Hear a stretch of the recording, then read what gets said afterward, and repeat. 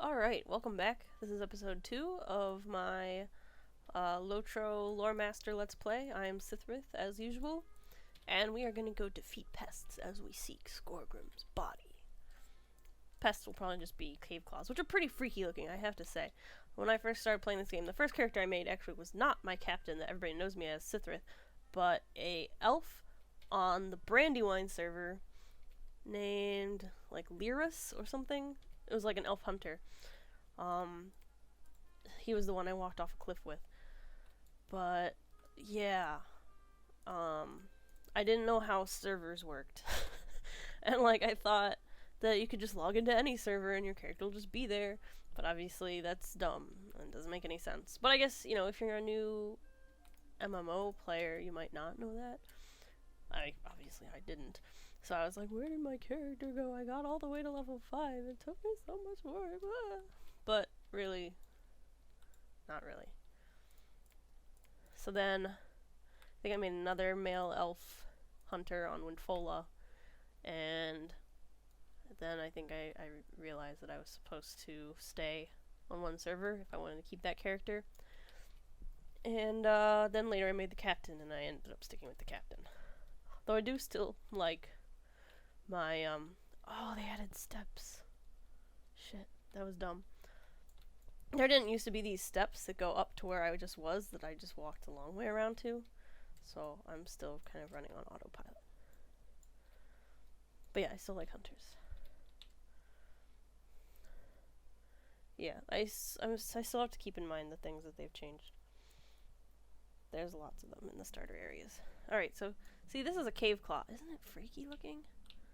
Look at that thing. Look, it doesn't have, like, skin on its lower jaw. They're so gross. So let's kill it.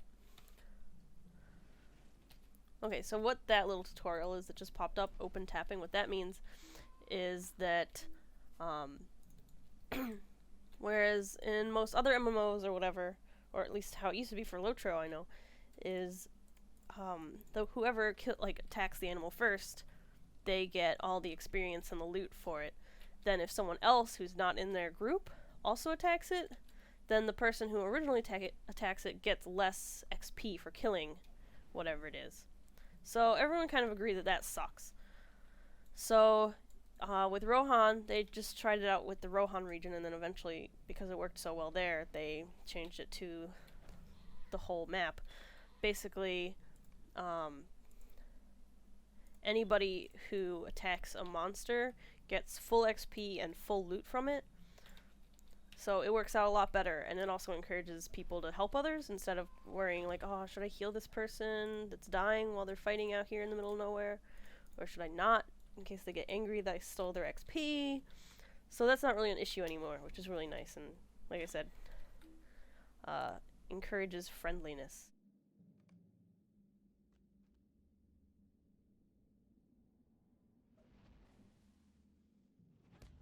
So this is pretty easy stuff.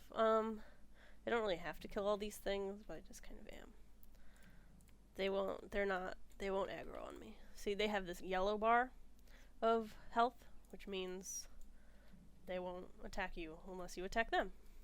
Some monsters with yellow bars will like give you a warning, and then in the chat box it'll be like, oh, you know, so and so threatens to attack. Look at these strange red flowers. They're so strange. Has a poisonous, deathly look. Okay, so I have to bring the odious flower back to Eladan. Let's go. I'll probably edit out long walks like this. So that was a nice long jog up the mountain. There we are back at Eladan. Get me some shoes. Shoes, please. Oh, I guess I can equip my cloak. That is good. One of my pre-order cloaks. I believe this cloak was from... what was this cloak from? I think it was from pre-ordering Mines of Moria. Maybe. Maybe? Yeah, we'll say that. I don't know though. Could be Siege of Mirkwood. It might be Siege of Mirkwood. Anyway. Alright, so I have to explore the gate at the Sober Deep Mines courtyard. Okay, so we get to run back down. I'll edit this out again. So, gate. What gate? This gate. Right, with the red flower. Pick the flower. A trail of blood-red footsteps. How mysterious. So yeah, one of the things the early game really suffers from is the back and forth quest syndrome, where it's like you talk to one person and they're like, oh, I'm too lazy to go talk to this other person, please go talk to them for me, and then you have to go talk to that person, and they send you back to that other person. Or the quest hub form, where you go to a quest hub and you get a bunch of quests, they send you out to one like goblin camp or whatever, you do a bunch of quests there, you come back, you turn those in, they give you another round of quests, you go back, do those, come back, quest hub gives you more quests back there. It's really annoying. And finally the developers have realized this, and so now instead of doing that, they either give you all the quests at once, which usually means there's fewer quests, or with the latest expansion Rohan, they have a new system called auto-bestowed quests, which if you've ever played like Star Wars The Old Republic, it's similar to that kind of system where you go into a camp and you get quests automatically given to you. Yay, level 4, ding! So for example, you'll go into a camp of brigands here, and you'll already have a quest from a quest hub to, say, like, collect 5 sacks of grain, and then while you're there, you'll get an auto-bestow quest to kill 10 bandits or whatever. Right, so what am I looking for? Oh, right. I have to talk to Gormer Dowersmith, who is this way, apparently, according to my little quest radar tracker. See, I'm still very much on autopilot of how the quests in this intro area used to be. You didn't used to interact with the dower hands like this, or this didn't used to be here. So, it's still something I have to get used to. Hello, Gormer.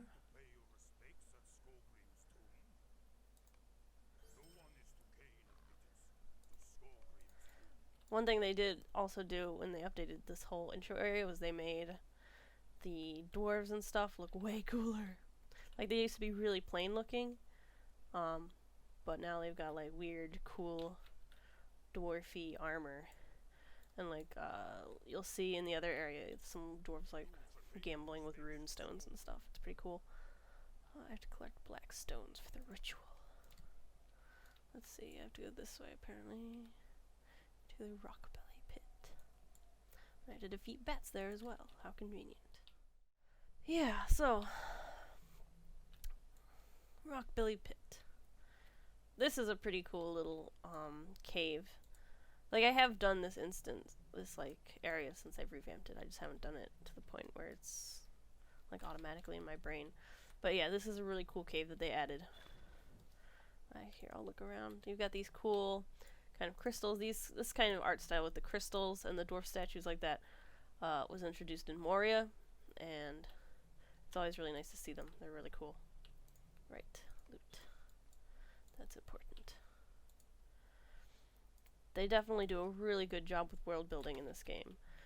I mean, I might do a video of just like a sightseeing video, where I just go around and look at cool stuff, because there's a lot of really cool stuff, I must admit.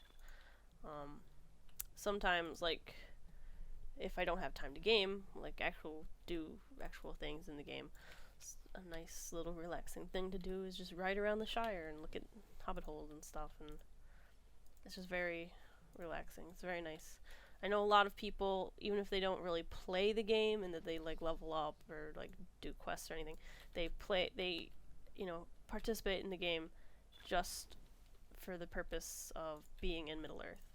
They Turbine does a really good job of recreating the feel of Tolkien's Middle-earth in virtual form. So a lot of people stick around for that. I know that's what keeps bringing me back even after I go on breaks and hiatuses and such. Oh, I got all the things. Okay. Oh wait, no, I have to visit the shrine. I think that's up. For example, I took a 3-month break before the first expansion came out, Mines of Moria. I also recently took a 1.5-year break. I think it ended last year around this time, actually. I came back for the Riders of Rohan beta, because I was asked to be in that.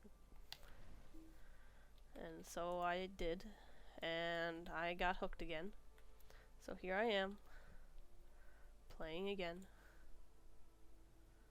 Wait, did I don't think I'm doing things right. Okay. Visit the shrine to Skorgrim in the Rockbelly Pit. Is that the thing at the bottom? I think it is. This is what I get for not really paying attention.